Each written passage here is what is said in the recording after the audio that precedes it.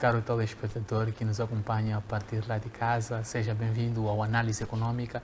Este que é o maior espaço de análise e debate de eventos econômicos nacionais e internacionais que afetam o bolso do cidadão a partir lá de casa.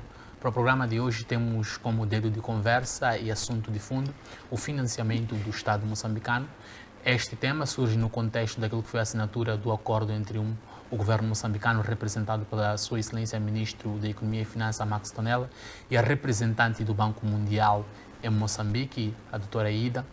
Financiamento este que visa exatamente financiar o orçamento geral do Estado após 7 anos, quase 7 anos, da suspensão do mesmo devido à eclosão das dívidas ocultas. Vamos juntar também a este tema ao fato do governo pronunciar-se no que se refere à possibilidade da reestruturação das empresas TMCL e linhas aéreas de Moçambique. TMCL esta que sofreu uma reestruturação há pouco tempo atrás no contexto da fusão entre a antiga TMCL e a TDM para a constituição da TMCL. Lá mais a fundo do nosso programa vamos também conversar um pouco em torno das possibilidades ou da dificuldade que leva à integração econômica da SADC e quais são os elementos que talvez retardaram este processo.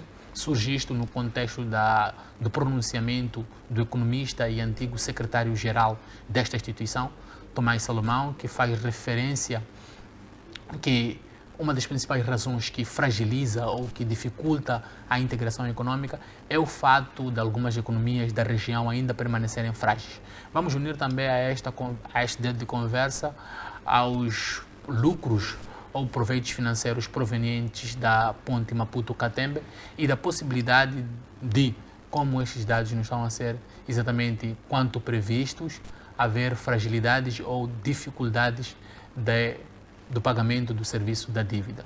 Como já é habitual, temos aqui dois convidados, quase já residentes, como costumo sempre fazer menção, o analista econômico Dulcídio Matimbe e o acadêmico Gil Aníbal, a quem cumprimento desde já.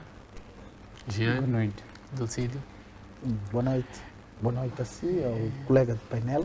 Exato. A todos aqueles que estão nos a ver em casa, estamos aqui para mais um debate Mais um dia de temas conversa. muito interessantes, sobre temas muito interessantes que mexem com a vida do cidadão moçambicano.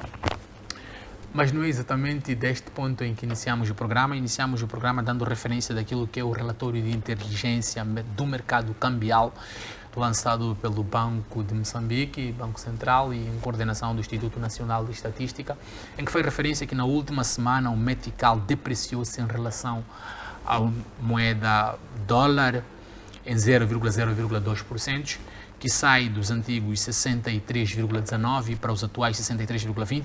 Moeda esta que também apreciou-se em relação ao rand da vizinha África do Sul, em cerca de 2,61%, que é um certo marco no que se refere à economia, visto que o câmbio sai dos antigos 3,83 para os atuais 3,73, o que de certo modo irá facilitar o processo de importação de bens e serviços da vizinha África do Sul.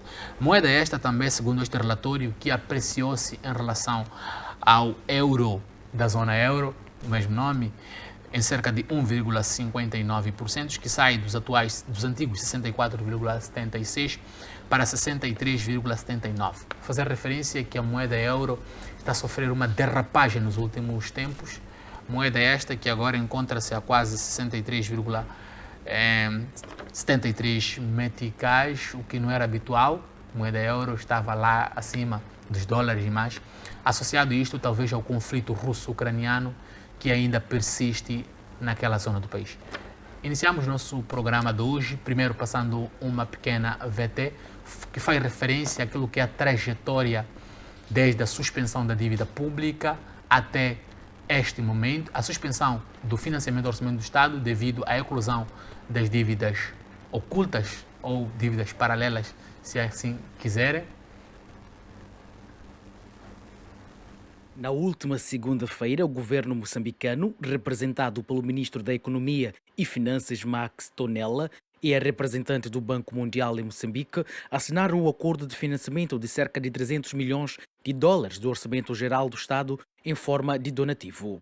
O atual desembolso será realizado mediante o alcance das duas condições: A inclusão de um conjunto de reformas conduzidas pelo governo e a manutenção de um quadro de políticas microeconômicas adequadas. Financiamento este que visa não só a disponibilização de recursos na área bastante crítica, como educação, saúde e investimento em infraestruturas públicas, mas também a apoiar reformas estruturais que abordam os desafios críticos da governação, visando a promoção de emprego e estação de base tributária com recurso ao desenvolvimento e ao setor privado. Esta operação é resultado dos esforços alcançados de formas realizadas nos últimos 7 anos, visando a responsabilização e transparência na gestão da dívida pública.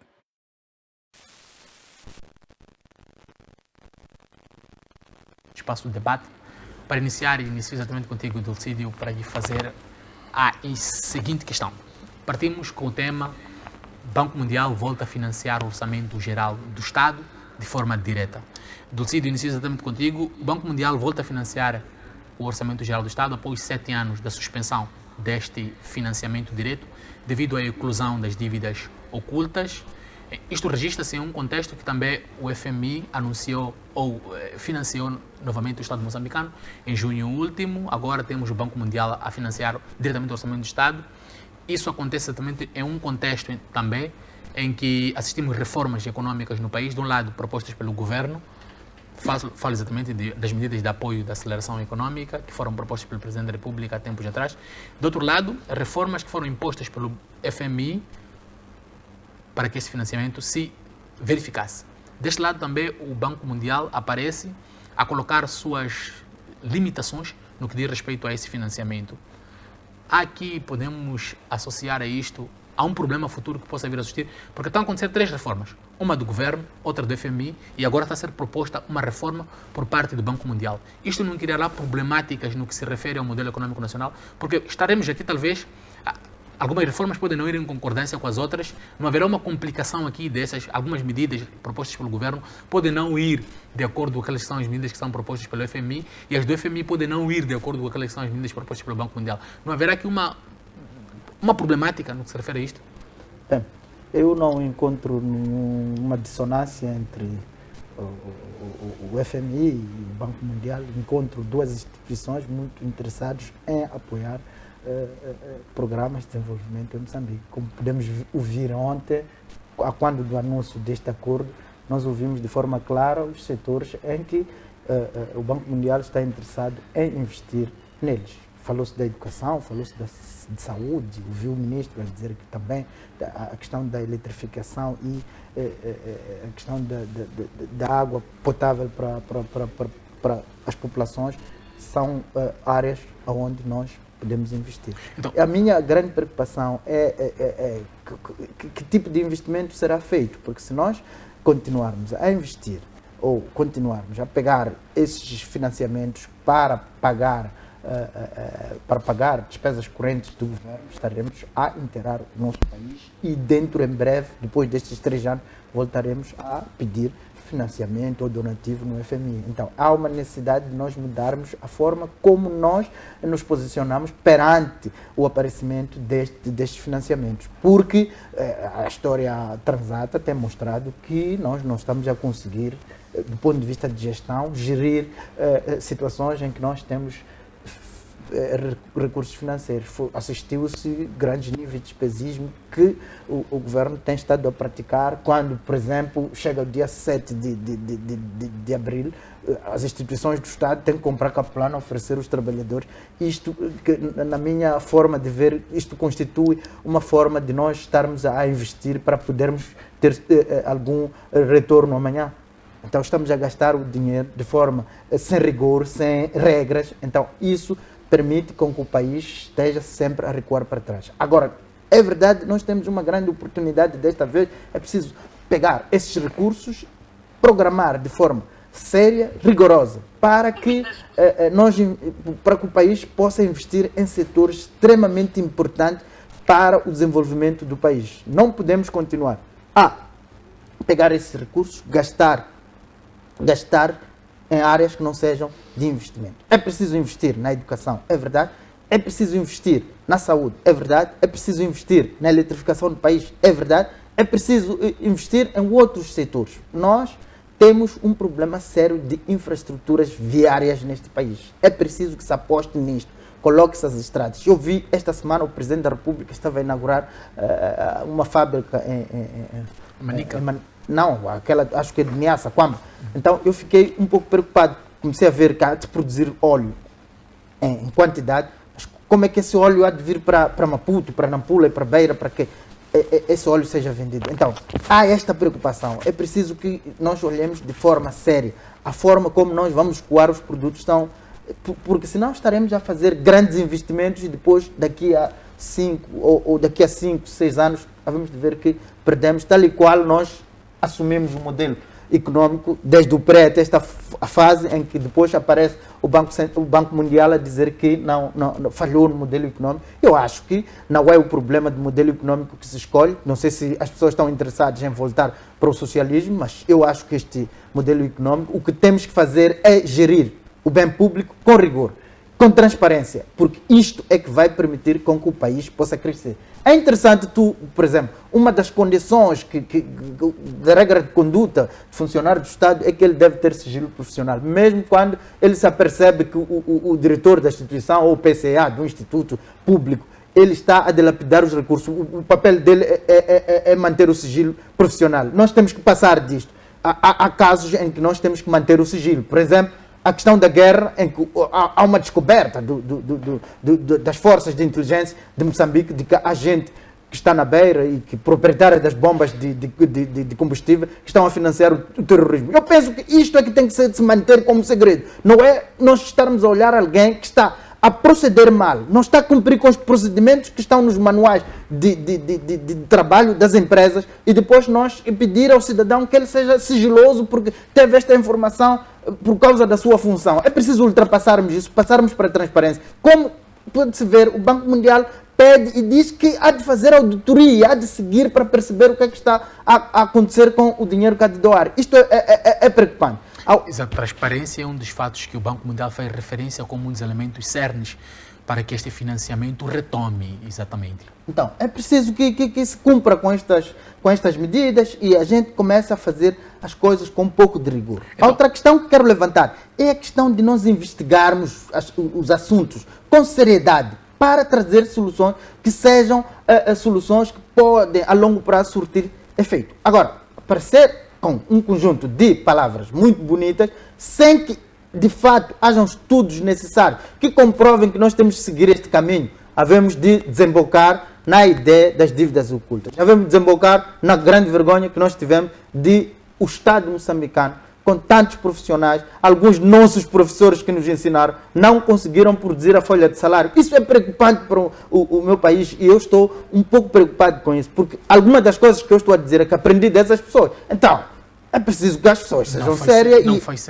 e haja espaço para que as pessoas possam contribuir com a ideia, porque algumas dessas pessoas são de reconhecido mérito, mesmo internamente, assim como internacionalmente. Então, é preciso que as pessoas que governam tenham paciência de ouvir os técnicos, para que os técnicos ajudem a solucionar os problemas deste país. Se nós olharmos para a hierarquia política do país, nós vamos perceber que para você ser um governador, pode não ser um técnico ou ministro das Finanças, pode não ser um economista, mas é preciso que este ministro das Finanças tenha o cuidado de ouvir os técnicos, porque os técnicos têm muito conhecimento para dar e ajudarem este país a crescer. Vou para ti exatamente, Dr. Gil, para questioná-lo se concorda com o Dr. Matimbe quando faz referência que o problema não é o financiamento, mas, de certo modo, a seriedade em que esse financiamento deve ser levado a cabo, a seriedade, a questão de transparência também na gestão destes recursos. Bem, obrigado pelo convite. Também cumprimentar quem nos vê para de casa. Também meu colega do painel, a redação da FTV. Bem, quando nós falamos de seriedade, é preciso olhar para dois sentidos. Mesmo a corrupção pode ser feita com seriedade. Não, a seriedade exatamente que ele se refere é a seriedade na gestão dos recursos, que agora não estão a ser disponibilizados pelo Banco Mundial após uma suspensão de exatamente quase 7 anos. Sim. O país já viveu momentos muito tristes após esta suspensão. Então, Exato. é esta seriedade em que ele traz aqui, faz referência à seriedade da gestão dos recursos que estão a ser disponibilizados. Nesse sentido, o Banco Mundial, FMI, mais outros parceiros de cooperação, todos financiaram os orçamentos do Estado desde que Moçambique adotou o sistema de buscar financiamento em instituições da Bridge Food. Na era de Chissano, Guebuza, até então. Tudo é feito com seriedade. Agora, que tipo de seriedade é seguida? Então, é essa que temos que discutir. Quais são os elementos que nós podemos levantar agora? Porque no passado parece que falhou. Então, quais são os elementos que podemos levantar agora? No passado para falhou. Que não se repita? No passado falhou e havia também seriedade, mas tínhamos um déficit de um quadro regulador e fiscalizador, como legislação, que punia as pessoas com seriedade. Enriquecimento ilícito em Moçambique ninguém punia, não havia lei. Se a lei existia, era fraca. Agora, ano passado para este ano, já estamos a ver a aprovação de vários instrumentos legais que fazem por exemplo, estremecer esses que faziam a corrupção ser séria no sistema e naturalmente nós ficávamos aqui com orçamentos dispersos, desvio de fundos, enriquecimento ilícito, etc. A título de exemplo, temos aí o branqueamento de capitais. A lei de branqueamento de capitais não existia. É uma lei recente. É recente. A lei de recuperação de ativos, acho que esse pacote também não existia. O que quer dizer, todo aquele que é funcionário público superior, inferior, sei lá quem, que for encontrado a cometer corrupção no sistema, o dinheiro que ele for a usar, se é para comprar bens, serviços ou criação de emprego, etc., e o Estado a perceber-se, vai ser confiscado. Isso é muito bom para desencorajar o exercício desse tipo de seriedade para o lado da corrupção, que eu estava aqui a chamar. Porque, por exemplo, vamos destacar o exemplo da LAM, em que um dos gestores conseguiu, vias corruptas, sobrefaturar a compra de aeronaves e conseguiu cerca de 800 milhões de dólares ilícitos. Foi detectado, julgado, condenado e ele indemnizou o Estado moçambicano em mais ou menos 2 milhões de meticais. Olha, nem um terço daquilo que ele roubou o Estado conseguiu recuperar. Por quê? Porque na altura não havia, naturalmente, essa lei de recuperação de ativos. O que acabava sendo a corrupção naquele momento, acabava sendo como um adiantamento de se pagar via fundos do Estado e ter que indemnizar o Estado como uma parte do que você roubou do Estado. Exato. Era um negócio. Você rouba 1.000, indemniza 200 meticais ao Estado. Fica com 800. Cumpre a pena de 1, 2 anos e volta à rua. Até nem cumpre, indemniza, paga caução, etc. E vai embora.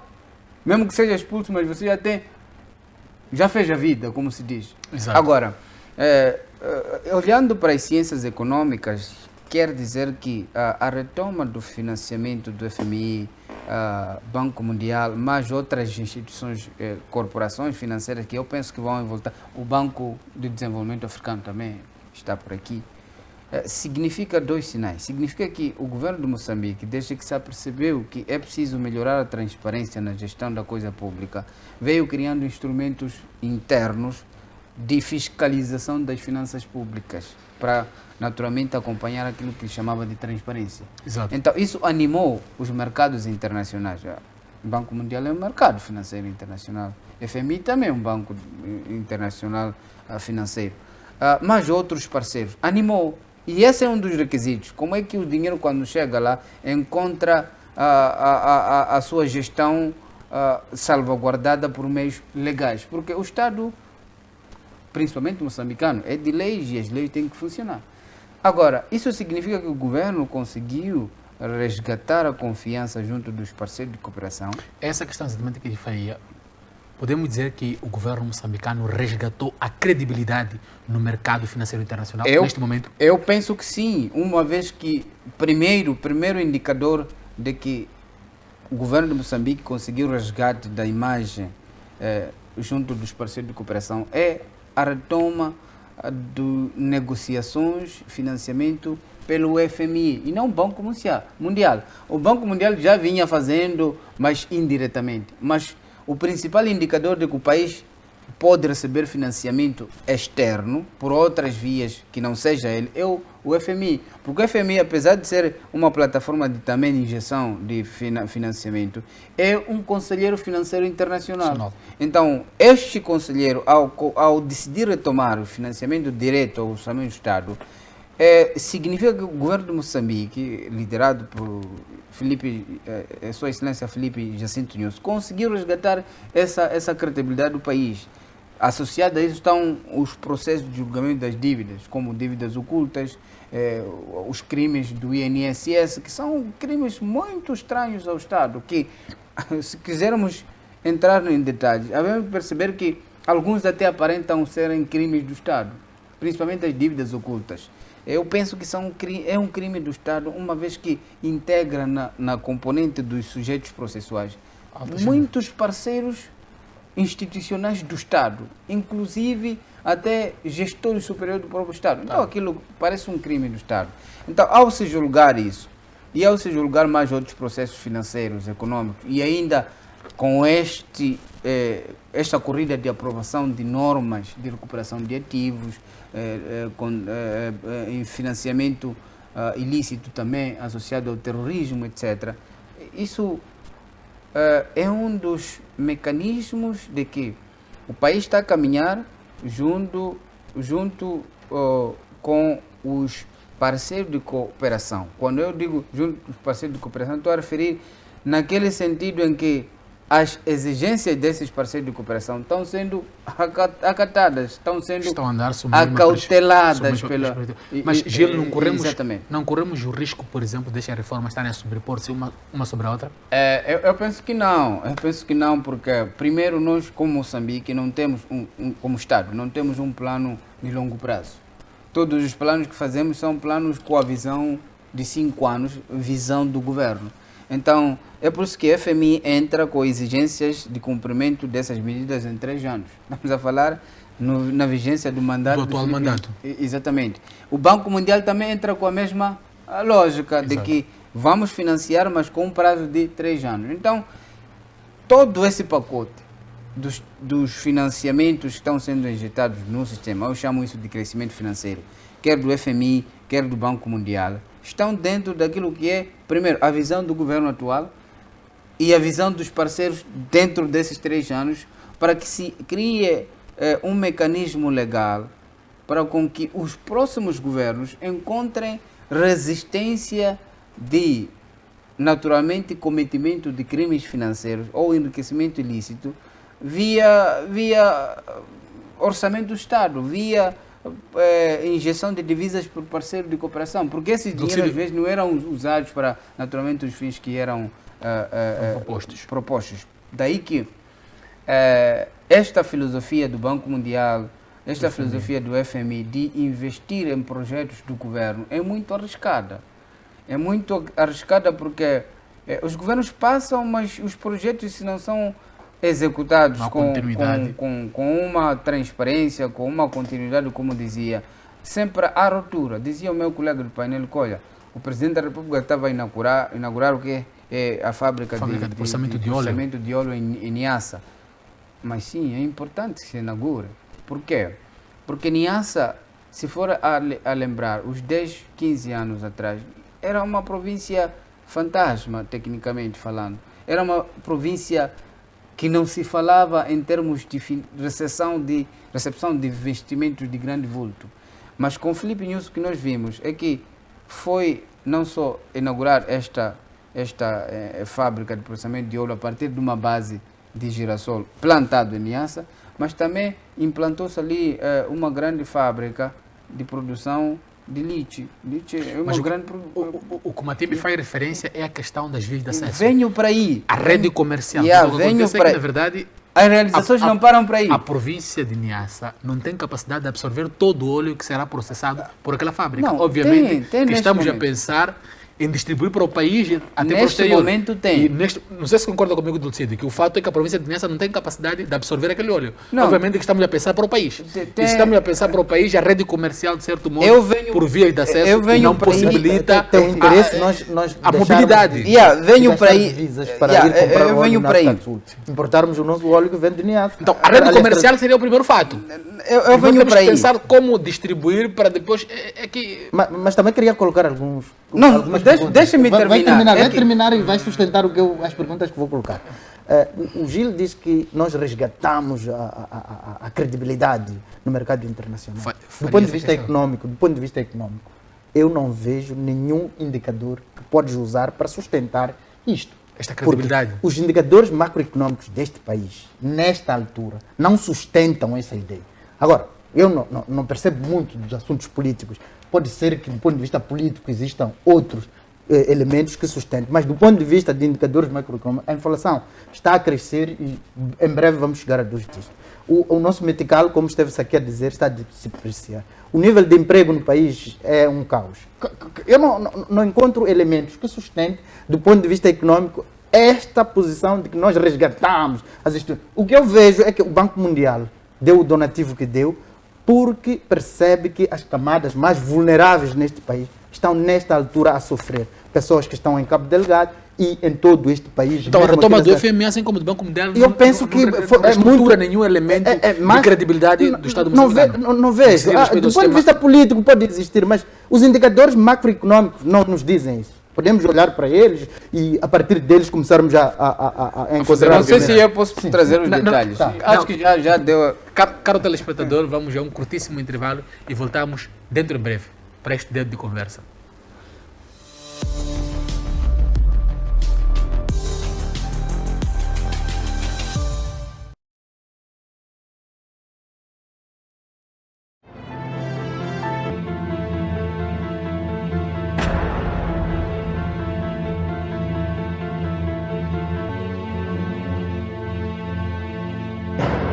Jornalismo dinâmico e responsável, trazemos as notícias do dia a dia dos moçambicanos. Desde casos candentes... Quem dominava essas tabelas pequenas era eu. Quem fazia os cálculos era eu. Essa é que é a confusão. Muito bem. Desculpa, meritíssimo, posso acrescentar? Só quero acrescentar para esta confusão ficar esclarecida. Debates e também reportagens na sua localidade. Esses gatunos, quando entram na cadeia, não ficam. Logo saem. Estou cansado, vai deixar da gente as nossas casas, não tem onde dormir, não tem nada, é água só. Se paga aqui nesse bairro, não existe. Não existe se paga nesse bairro. Temos um encontro marcado das 12 às 3, de segunda a sexta-feira, aqui na FTV, na televisão que faz da sua visão uma realidade.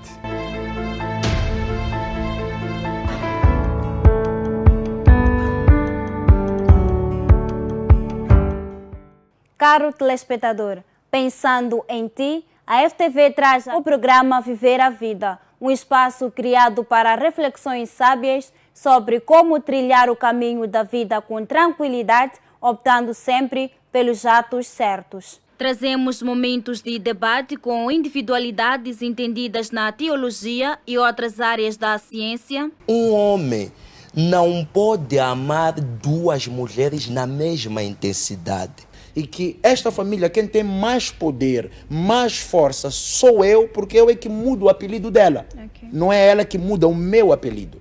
Uma alma não tem por intuito como base dormir com um ser humano. Porque quem dorme, quem tem relações sexuais é quem tem corpo. Música gospel, fortes mensagens através da poesia e mais.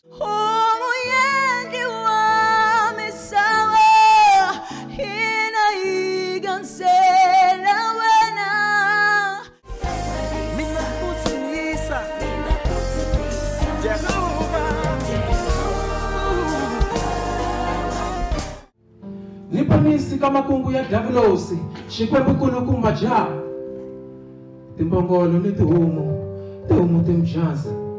Não perca o programa Viver a Vida aqui na FTV.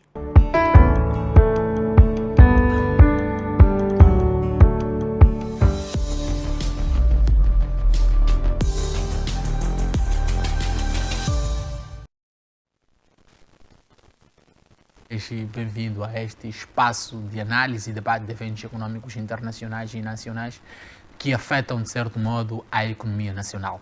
Falávamos aqui daquilo que foi o financiamento, ou que será o financiamento do Banco Mundial para o Orçamento Geral do Estado e das dinâmicas que isso pode vir a gerar na economia. Há razões que possam vir a estar atrás disto, se é explicada pela credibilidade que Moçambique acaba recuperando no mercado financeiro internacional ou associado à vulnerabilidade que o mundo, e em particular Moçambique, assiste associado às diversas fragilidades da economia nacional. De um lado, Matimi defendia que esta retoma do Banco Mundial ou este financiamento está associado às dificuldades que o país está a sofrer, e do outro lado, o Gil sustentava que está associado à credibilidade que Moçambique ganha nos últimos tempos no mercado financeiro internacional.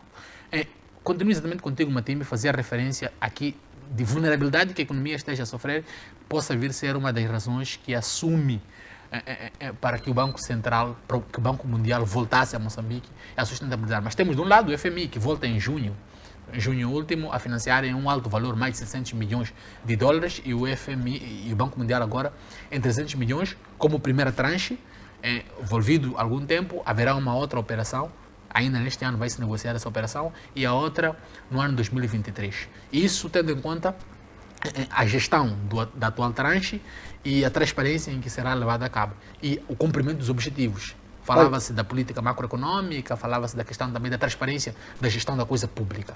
O mais interessante para perceberes a minha colocação, que o Banco Mundial olhou para a situação que os moçambicanos vivem, olhou para a situação de extrema pobreza que o país tem, e a partir daqui passar a estar disposto a disponibilizar os seus recursos para áreas meramente sociais. Matimi, vou lhe pedir para o poder de síntese. Olha, para setores meramente sociais. Ele vai financiar a educação, vai financiar a saúde, vai financiar a questão de eletrificação nas zonas rurais, vai financiar a água potável. Isto é uma percepção clara de que os moçambicanos, aqueles que estão numa situação de vulnerabilidade, o Banco Mundial percebeu isto e ele apresenta com um donativo. Veja só, o problema do Banco Mundial é que o objetivo é melhorar os indicadores sociais, e para que se torne sustentável isto, é preciso que as políticas macroeconômicas deste país vão ao encontro deste objetivo do Banco Mundial. Então, é por isso que, para mim, o Banco Mundial volta nesta perspectiva. Devido à vulnerabilidade. Sim, não volta na perspectiva de... Gil, vou chamar a ti para questioná-lo. Não concorda com esse aspecto da questão da volta do Banco Mundial estar associado à vulnerabilidade da economia nacional e não à credibilidade que Moçambique acaba tendo a partir dos mercados financeiros internacionais? Não, a resposta é não, porque nós temos que buscar exemplos, porque não somos Moçambique, ou seja, não entra... Ninguém recebe dinheiro porque é gostado. O Moçambique não está a receber dinheiro porque gostam de nós, não. Tem, por exemplo, Haiti. Conhece o país de Haiti? Sim. É um país muito pobre do mundo, com população a passar fome, a passar necessidades muito fundamentais do que as nossas. Mas não está lá FMI, não está lá Banco Mundial, não estão lá outras corporações. Não são os interesses dessas instituições que talvez se associam também ao governo moçambicano? Não só, é que o dinheiro vai onde há dinheiro. É exatamente isso, são interesses que talvez se temos Banco Mundial, FMI mais outras corporações a vir em Moçambique, injetar dinheiro no sistema, aquilo que eu chamo de crescimento financeiro, é porque eles sabem que Moçambique tem a capacidade de pagar esse dinheiro. Então, como é que Moçambique tem que ter a capacidade de pagar esse dinheiro num quadro em que há muita fuga no sistema fiscal? É por esta razão que há essas exigências de que tem que fazer a reforma fiscal, então, Gil, tem que alargar a base tributária. Esta credibilidade está associada à capacidade futura que Moçambique possa ter. Obviamente. Não exatamente porque nos gostam. Não talvez aos avanços que houve depois da eclosão das dívidas ocultas. Pode estar associado Há esta possibilidade. Moçambique que agora vai vergar por um novo processo que talvez possa resultar em grandes proveitos, e é aí que o Banco Mundial e o FMI olham como oportunidade. Exato. Quando eu falo de resgate da credibilidade, é que a partir do momento que você julga dívidas ocultas, um processo corrupto, você está a dar um sinal a um parceiro de cooperação de que qualquer ato ilícito em Moçambique ligado ao seu dinheiro, nós vamos julgar. Então, esse é um indicador muito bom. Há um interesse do governo em resolver problemas do género. Segundo, não nos esqueçamos que eu dava exemplo do Haiti. Haiti é um país que não tem recursos. É por isso que não tem FMI, não tem Banco Mundial, não tem outras corporações, não tem recursos naturais. Porque recurso natural é um recurso, não é riqueza. É preciso monetizar esse recurso, transformando em riqueza. E Moçambique tem o quê? Tem gás, tem petróleo, tem madeira, tem pescas, tem florestas, tem carvão, tem muita coisa. Então, são essas commodities que as corporações perseguem. Significa que qualquer dinheiro que vem em Moçambique como Estado tem como pagar. É por essa razão que é um mercado apetecível, mas tem que ser apetecível de forma sustentável. E essa sustentabilidade só pode ser resgatada através de normas, através de leis, através de regulamentos. São esses que o governo está a correr para aprovação. E eu já dei exemplos dessas aprovações. Lei de branqueamento de capitais, recuperação de ativos, revisão de combate, lei de combate ao terrorismo, revisão de vários instrumentos. Aliás, até criou-se robustez na Procuradoria-Geral da República, quando se criou uma força de investigação de atos ilícitos. Por exemplo, o Gabinete de Informação Financeira de Moçambique, que trabalha em paralelo com essas forças. Em coordenação com a Procuradoria-Geral da República. Então, isso é muito para animar, naturalmente, as corporações. Outro exemplo que eu estava a dar ao Niassa, para só o meu colega de painel perceber, é que no âmbito agrário, por exemplo, o que o Filipe Nunes fez? Ele, naturalmente, como presidente concedeu uma aceleração econômica naquela parte do país, através da implantação, por exemplo, de uma indústria de processamento de leite que é produzido ali. Vamos falar no âmbito de transportes e comunicações. Sabe o que aconteceu? Abriu-se, por exemplo, o troço Quamba, Mandimba, Lixinga.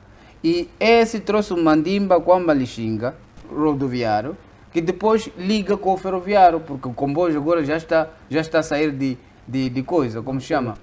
Niassa, Malawi, vai a Nampula. E é um corredor aquele de desenvolvimento. Então, tudo que é produzido em Niassa, exatamente, há um corredor de desenvolvimento. E não só, fiz uma inauguração no ano passado, se me recordo, uma estrada que saía de Niassa para a província de Cabo Delgado. Exatamente, então se liga Cabo Delgado, temos Tanzânia do outro lado com Moçambique, temos Malawi do outro lado, temos e as províncias Tete, Nampula, Niassa e Cabo Delgado e a fazer esse corredor. Então não há como não fazer escoamento para o resto do país, porque a partir do momento em que via rodoviário e ferroviário consegue escoar mercadoria ou bens e serviços ou pessoas de Niassa, chega em Nampula, é possível já a partir do DN1, não é, chegar para o resto do país. Então as infraestruturas de escoamento já existem.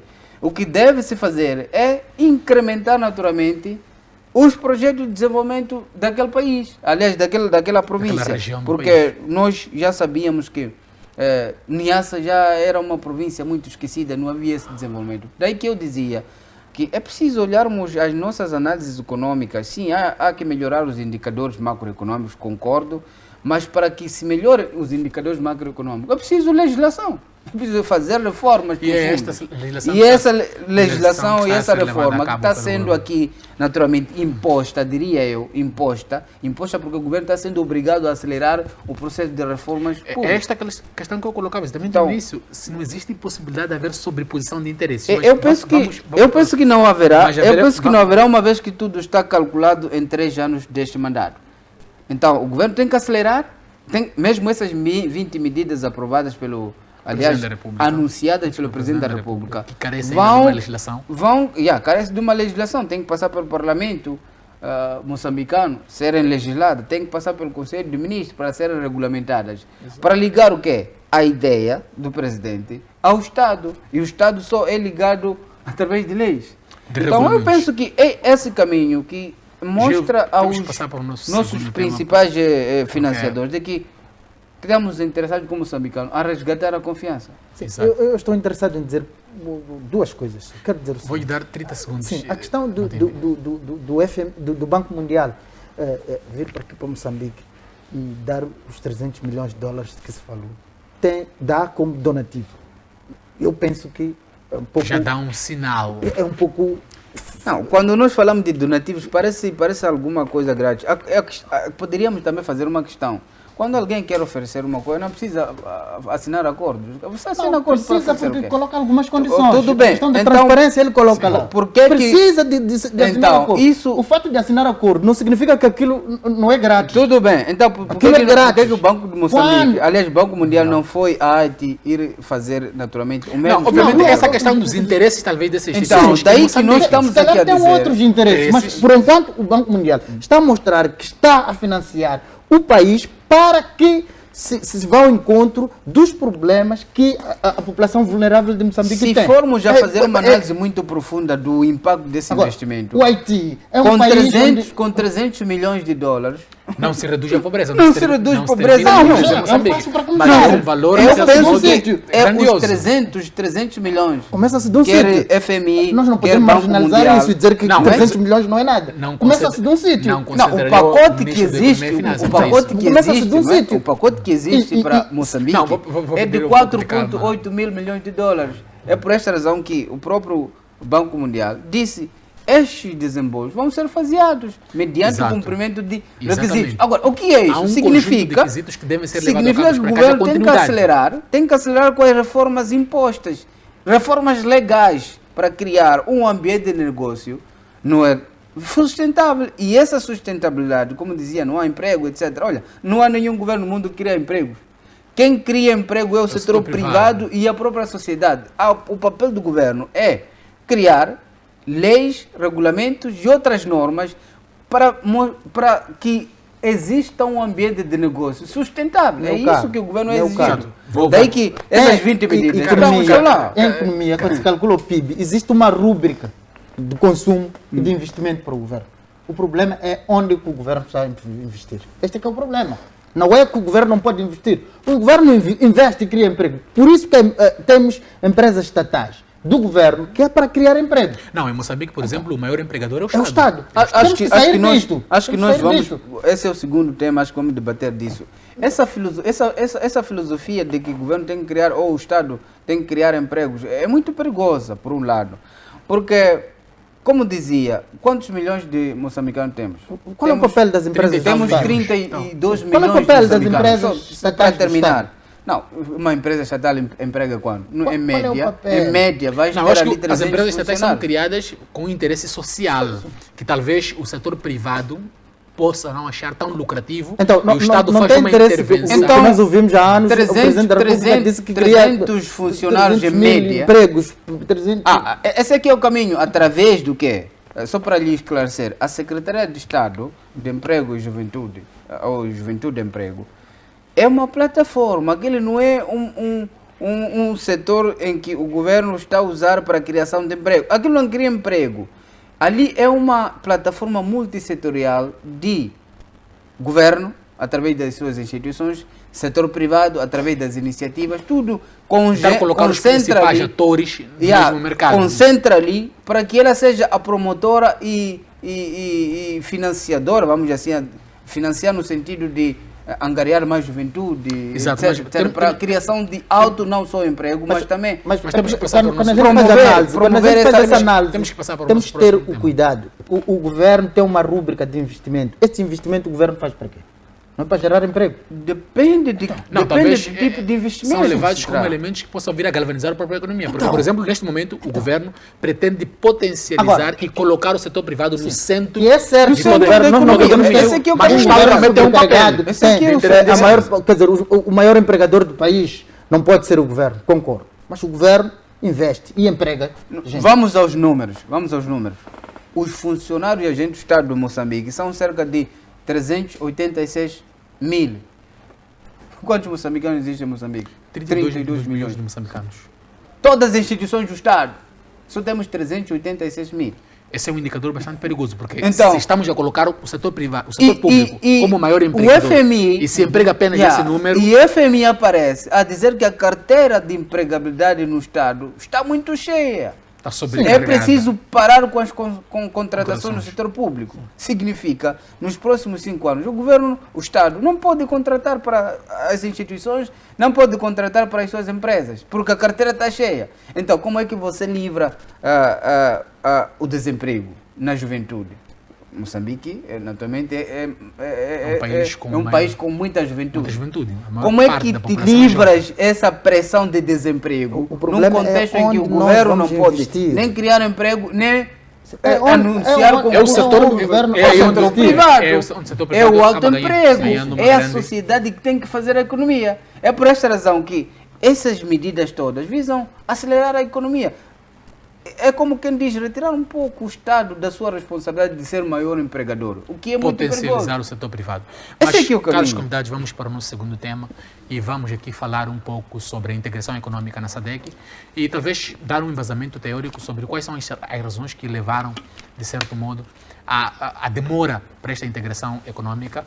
O economista e ex-secretário-geral desta instituição disse ainda na semana passada que a fragilidade de algumas economias contribui, de certo modo, para que houvesse este atraso na integração econômica. Este que era um grande projeto, de certo modo, que iria galvanizar ou industrializar a região, de modo a desenvolver a região da África Austral. Quais podem ser as principais razões que possam vir levar a que a integração econômica na região não corresse ao ritmo na qual estimava-se naquela época?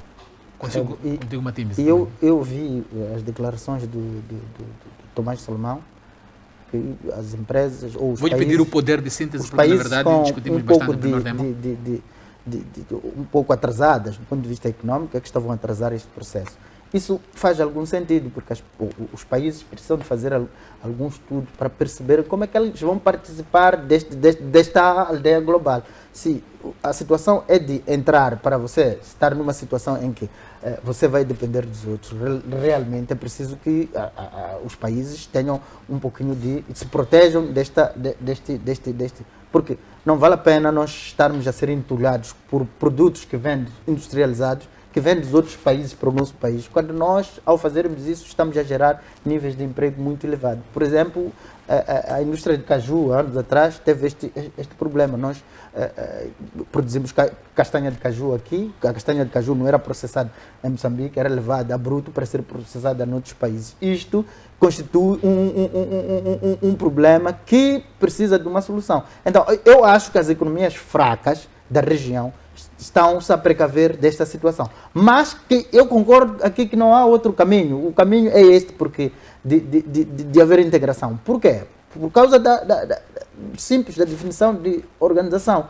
2 ou mais pessoas que se juntam porque têm um determinado interesse. Sim, em comum. Então, a região também tem um interesse. Para tornar uma região robusta, é preciso que os diversos países se agrupem para que eles possam enfrentar os adversários. Sim, mas Madime, quando, por exemplo, o Tomás Salomão coloca esta questão, diz que as economias frágeis estão a retardar a integração econômica. O objetivo não era tornar as economias fracas como sendo economias fortes. Nós, por exemplo, temos uma Europa em que temos a Itália, temos a Espanha, que de certo modo são potencialidades, e temos um Portugal, que não é comparado, por exemplo, com a Espanha. Mas ainda estão no mesmo... Tu podes ver o que está a acontecer agora.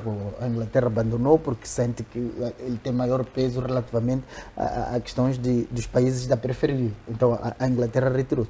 Esta coisa de nos integrarmos, de fazermos parte de um grupo, é preciso que a gente o faça com um pouco de cuidado e olharmos para os prós e os contras em relação ao nosso país. Então, estamos a ser aqui, de certo modo, prejudicados de interesses de alguns países que estão mais desenvolvidos em relação aos outros países. Sim. Nós, em relação à África do Sul, não vamos competir a pé de igualdade com a África do Sul. Exato. Não vamos andar ao mesmo ritmo. A África do Sul há de tornar, mesmo agora há de tornar o mercado Moçambique. E nós o que é que vamos oferecer à África do Sul? Então é preciso pensar nestas coisas todas e vamos para frente. Vou atingir para lhe colocar a mesma questão acerca da integração econômica.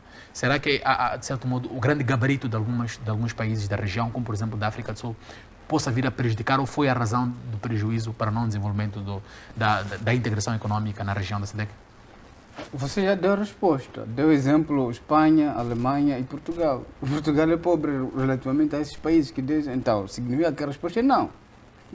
O Tomás Salomão não está correto na sua quais afirmação. podem ser as razões que As razões que eu penso que são meramente políticas, não é? Os líderes da região da SADC não querem largar o poder absoluto. Esse é que é o problema.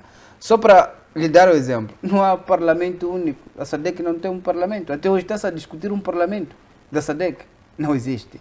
Até hoje não está-se a discutir uma força conjunta da SADC. Não existe. A SAMI foi criada por uma questão pontual. Uma questão pontual, mas extraordinária devido ao conflito não existe na região norte do país. A ideia de se debater uma moeda única regional. Não existe.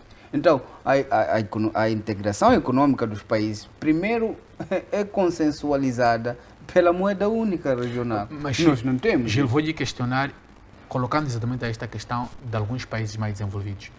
Este interesse político não está associado a estes grandes países? Porque nós temos, por exemplo, uma África do Sul que é uma potencialidade na região. De certo modo, tem um domínio sobre os outros países. Isso não pode ser a razão, talvez, da perca desta pujança. O desinteresse da África do Sul de perder essa pujança em relação aos outros países? Não é por aí. Por exemplo, o meu colega do painel deu exemplo, passa a redundância, de Reino Unido, Grã-Bretanha. Retirou-se da zona euro. Olha, não é bem assim. A Grã-Bretanha não tinha uma integração na União Europeia genuína, como os outros fazem. Ou seja, ela nunca usou o euro como moeda. Sempre esteve ela sempre teve a sua moeda, ou seja, não negociou a moeda única para ser europeia. Exatamente. Ela usou sempre Libra. Então, alguns benefícios da zona euro, da comunidade europeia, não eram abrangentes ao Reino Unido.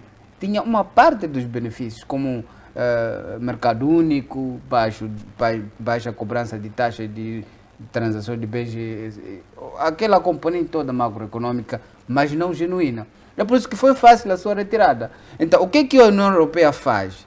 Porque já tem um quadro legal de integração. Tem um parlamento, tem um Banco Central Europeu, tem a moeda única. Mas então, o que ela faz é negociar com os países que, por exemplo, agora a Ucrânia está a tentar entrar na União Europeia. E há requisitos para entrar lá. Apesar do país ser pobre, mas tem que acautelar a questão de corrupção, transparência, boa governação, etc. e democracia. Então, nós internamente, a SADC principalmente, não fomenta esse tipo de quadro legal. Então, se não existe um quadro legal, vai ser difícil, naturalmente, fazer uma integração regional. Moçambique vai puxar para o seu lado, Tanzânia para o seu lado, Botswana para o seu lado, Botswana, Namíbia, a Zâmbia, a África do Sul, todos vão puxando para os seus lados. Então, o que eu penso que o camarada, vamos assim chamar, Tomás Salomão, o que se esqueceu é de que mesmo quando era secretário-geral ou executivo da SADC, discutiu-se muito sobre a criação do instrumento de integração da região. E não passou. Não há parlamento, não há imposição de uma lei para que essa integração não seja vista como uma utopia, mas seja uma realidade. Então, as razões pela qual nós, na SADC, não estamos a ser unidos e nos integremos, é mesmo questões políticas. Exato. Em questão de considerações finais, vou a ti, Matembe, só para te questionar. O governo fez referência exatamente nesta semana, a partir do Ministro da Economia e Finanças, em uma conversação com o Banco Mundial da possibilidade de haver uma reestruturação das duas empresas, LEM, assim como a TMCL. Em forma resumida, de 1 minuto, 30 segundos no máximo, porque estou para finalizar o programa. A TMCL agora sofreu uma alteração há tempos atrás, era a MCL e a TDM, houve uma fusão e mesmo assim ainda a empresa sofre alguns problemas de tesouraria. É justificável essas alterações? Será que o caminho para, de certo modo, a resolução deste problema não é a privatização destas empresas? De forma resumida, em 30 segundos. Eu penso que há uma necessidade de se reestruturar as empresas, todas elas do Estado, que estão numa situação de falência técnica.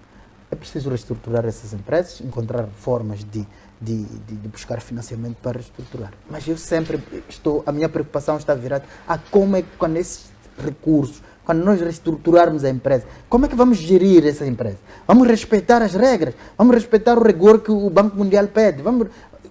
Este é que é o meu maior problema, porque para mim não basta só trazermos os recursos. E depois, o que é que se faz com esses recursos? A gestão desses recursos. É preciso gerir os recursos de forma criteriosa. Então, a rigorosidade aqui na questão da gestão desses recursos é preciso respeitar as regras. As regras impostas pelas regras internacionais. Existem princípios que devem respeitar quando uma empresa passa, por exemplo, a ser uma sociedade anónima. Há regras próprias que a sociedade anónima deve respeitar. É isto que tem que se fazer. Agora, se nós vamos buscar os recursos para daqui a 5 anos, 3 anos, voltarmos de novo a dizer que não, falhamos, temos que... Não faz sentido. Então, Gil, concorda com esta opinião que há necessidade sim de reestruturar as empresas públicas, mas de certo modo há necessidade também de ter seriedade ou rigorosidade no processo de gestão e colocação destes fundos a essas empresas? Eu penso que o que está a acontecer atualmente até não é reestruturação das empresas públicas, é a extinção delas. Temos que estão sendo extintas as empresas públicas. Por exemplo, tem MCL na altura era empresa pública, a TDM era empresa pública. Então a fusão MCL-TDM criou a sociedade anônima que é a TMCL. Sim. Então TMCL, sociedade anônima, não é uma empresa pública, é uma empresa pública, participada pelo Estado. Mas é uma empresa com grande participação do Estado. Exatamente. E esta participação, de certo modo, empresas participadas pelo Estado não são empresas públicas. A empresa pública é aquela EPLA, como NH, EDM, etc. Então, essa filosofia de empresa pública está desaparecendo aos poucos. Estão sendo transformadas em sociedades anônimas. Mas ainda continuam com os problemas. Os problemas que são transportados da empresa pública para a sociedade anônima é devido à estrutura interna de gestão. Por exemplo, você quando diz que o Estado tem que ser maior acionista de uma sociedade anônima, tem que perceber de onde o Estado vai buscar as divisas para injetar nessa parcela. Por exemplo, a LAM, o Estado participa em 85%. E o próprio Estado não tem dinheiro para comprar aeronaves. Então, tem que, naturalmente, baixar a sua participação. Vendendo as ações para quem tem o capital financeiro, material e recursos humanos, para as coisas funcionarem. Porque a maior parte do capital humano Estado... é um fator bastante preponderante, a questão de gestão. Porque essas empresas, acredito que um dos maiores problemas também é a questão de gerência.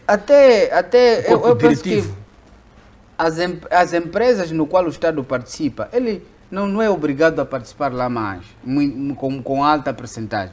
Pode participar com 40, com 50, desde que seja sustentável. Agora, empresas estatais, essas têm que ser aquelas que produzem um bem tangível e vendem. Exato. Por exemplo, o NH pode produzir gás e vender, exportar. Mas outras do setor. Não apenas ter um papel social, mas também um por papel exemplo, econômico. A própria Gazprom da Rússia é uma empresa estatal. É por isso que ela até tem uma componente financeira. Ela produz, vende o gás e depois tem um mecanismo financeiro de arrecadação. Então nós podemos pensar nessa via. Ou vamos manter empresas estatais, ou vamos transformá-las em sociedades anônimas com pouca participação do Estado. Porque o dinheiro pelo qual o Estado consegue para financiar, naturalmente tem sido dinheiro público. E o economista George Gilder dizia: o governo é o péssimo investidor. Por quê? Porque não há transparência sobre faturação, etc. É por isso que dizia: o melhor investimento é do setor privado. Porque o privado consegue buscar, ele chama de empreendedor, os empreendedores conseguem buscar um dinheiro e conseguem gerir para multiplicar as receitas, os lucros, etc. E autofinanciar. Agora, o Estado não. É porque o governo é o dinheiro é dinheiro público, é do governo, depois sai o governo, entra outro governo e aquilo desaparece e acaba sendo um péssimo financiamento. Portanto, concordo sim, vamos reestruturar as empresas insustentáveis e vamos extinguir empresas públicas que não produzem e criamos sociedades anônimas com pouca participação do Estado, se não tiver naturalmente como financiar essas empresas. O tempo já nos permite. É assim que terminamos nosso programa, caro telespectador e caros internautas que nos acompanham a partir das diversas plataformas que a FTV disponibiliza para o efeito. É assim discutindo a necessidade sim de reestruturação das empresas públicas, mas a questão de rigorosidade de gestão e a medição da participação do Estado, de modo a criar condições para que essas empresas tornem-se lucrativas, seja um fator cerne neste debate. Boa noite e continuação com uma ótima programação do nosso canal.